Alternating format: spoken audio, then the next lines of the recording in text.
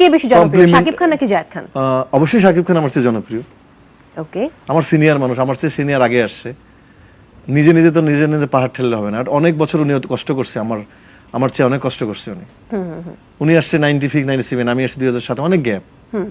আমি যদি এখন তিনটা নাম বলি, megastar Shakib Khan, Zayed Khan, cricketer বিশ্বসেরা allrounder Shakib Al Hasan, জনপ্রিয়তার একটা যদি মানে স্কোর বলি ধরেন 100, আপনি কাকে কত দেবেন?